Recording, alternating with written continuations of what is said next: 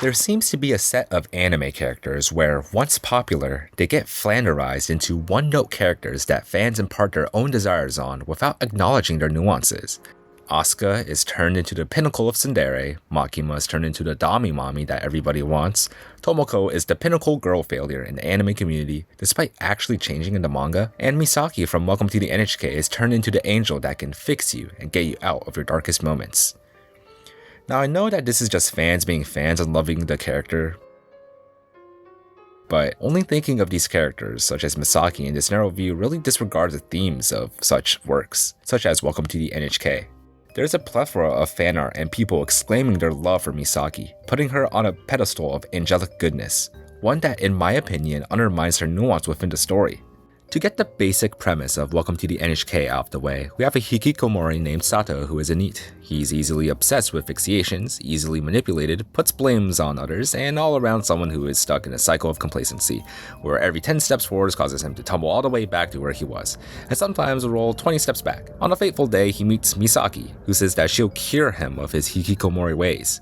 They form a weird consultation routine, and alongside this, Sato meets his neighbor Yamazaki, who is an aspiring game developer who also hates 3D women.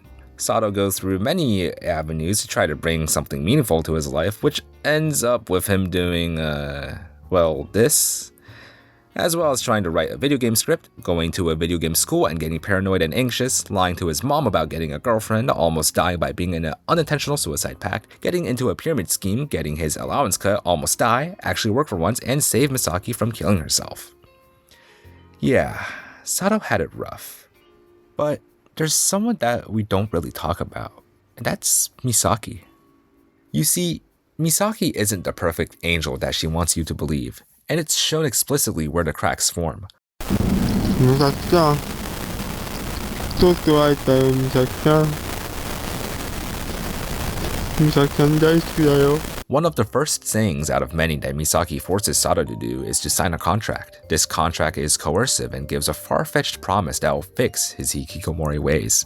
It's not shown explicitly until later in the story, but Misaki is stalking Sato. And through this stalking, Misaki gets a better idea of what Sato is going through and his mannerisms, which makes it so that Misaki has an easier time to create a manipulative contract to entice Sato and gives her a leg up in portraying herself as his savior. This project that Misaki creates is one designed to specifically entice Sato with his aching feeling of wanting to change, while making sure Sato doesn't try to escape her grasp by writing the contract in a way that appeals to Sato's desires and insecurities, as well as having an egregiously large fine if Sato misses one consultation. You can probably see it by now that Misaki is far from the angel that she portrays herself as.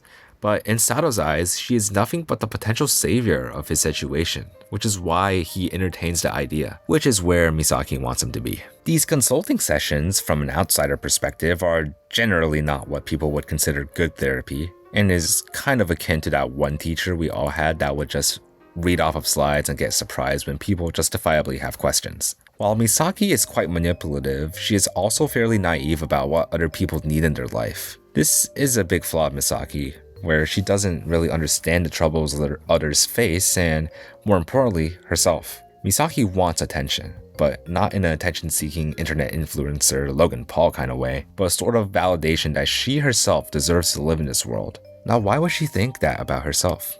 Even though we only get a concrete backstory for Misaki in the last few episodes, we're given enough pieces to acknowledge that Misaki isn't your typical high school girl.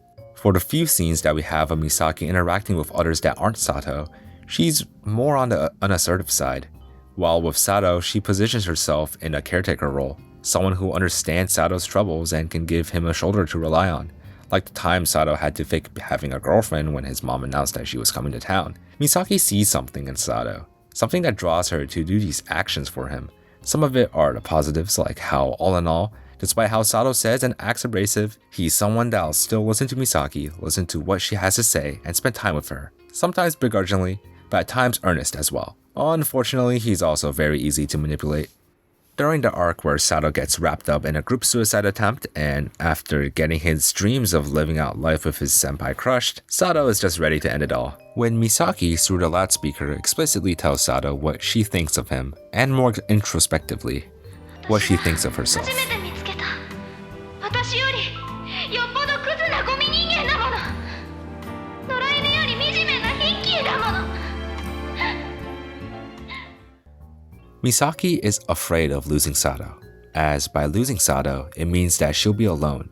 Sato is proof to her that there are people worse off than her, and that by saving him, she is also saving herself. Sato is an anchor for her that proves to her that she is needed in this world. But that anchor from this point on is starting to break. As Sato gets addicted to an online game and starts to become more and more of a recluse, he stops going to counseling sessions with Misaki, and when Misaki tries to get Sato to budge out of his addiction, it doesn't work, and Sato retaliates instead. When Sato's recklessness inevitably causes his downfall, it's not Misaki who saves him this time and brings him back to reality, but instead it's Yamazaki. Now, why am I bringing Yamazaki into this video about Misaki? It's because Yamazaki actually sees through Misaki's facade and knows that Misaki isn't doing all of this just for the benefit of Sato. I think it's really funny that throughout the series, Yamazaki clearly does not care for Misaki and sees through all the stuff that she pulls. I particularly like this line from Yamazaki where he understands how unreliable Sato is and questions the reason that drives Misaki's want to help Sato, knowing that her reasons aren't exactly pure of heart. Yamazaki and Misaki's interactions within the series is something that's really underrated in my opinion. Breaking aside from the Yamazaki tangent, it is here in this video which I'll talk about the final arc in Welcome to the NHK and how it explicitly disproves how the internet, and when I mean internet, I mean the people who watch the show without actually thinking about Misaki's character, how they are wrong about just seeing Misaki as just an angel that can do no wrong. Misaki throughout the whole show is someone seeking validation. During her childhood, her mother remarried an abusive stepfather, and before long, her mom took her own life. Misaki had to endure constant abuse from her stepfather, which influenced her mindset deeply. This deep-seated trauma causes her to view herself as worthless and undeserved in the world. When she's living with her aunt and uncle, she feels like a burden for not going to school. This rough life makes her seek validation for just existing and to be seen. She manipulates Sato, not out of true ill will, but because she thinks that by getting Sato to be in her life, that it will validate her existence and make it so that she has a reason to go on living. That by taking care of someone that is as weird and worthless as Sato, she won't be a burden for others anymore. If you look deeply, this obsession with Sato is unhealthy and frankly toxic, shown extensively when Misaki makes a contract that forces Sato to always be by her side and to never dislike her. It's essentially a cry for help, a lonely hand reaching out for any source of validation. This impossible contract is not signed by Sato, and from here on, Misaki's source of validation is gone. She starts to feel unloved again, viewing the problems of people around her as being caused by herself. If she isn't loved by Sato, then she also isn't loved by her aunt and uncle, by society, by anyone. Misaki, without someone worthless like Sato, fails to find a reason to keep on living.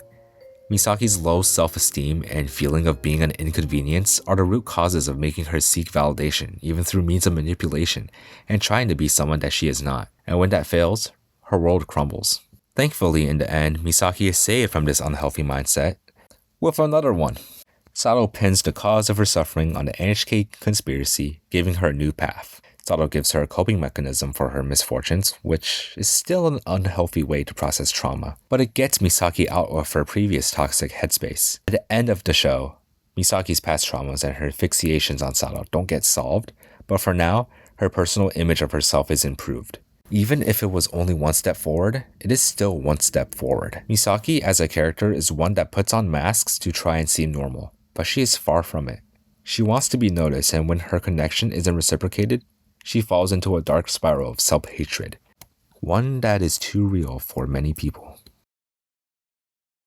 Misaki is a character that is really interesting for how, despite being seen as the angel by many people who watch Welcome to the NHK, if you look more closely, she in a lot of ways does more harm than good in many situations. Now that doesn't mean I dislike Misaki, quite the contrary. I think that Misaki as a character is my favorite from Welcome to the NHK, not for being the waifu character that so many fans think about, but for being someone that is much more nuanced than what she lets on. Each rewatch of Welcome to the NHK for me exposes aspects of Misaki's character that shows us how her personality and facade really shapes who she wants to be, which makes her slip into self-loathing in the final episodes all the more compelling. If you have the chance, I suggest rewatching Welcome to the NHK, as you'll probably see all the characters in a different light, or you might end up depressed or inspired. Thank you for watching this TED Talk about why Misaki isn't the angel that will save you, and please subscribe, and thank you for watching. Peace.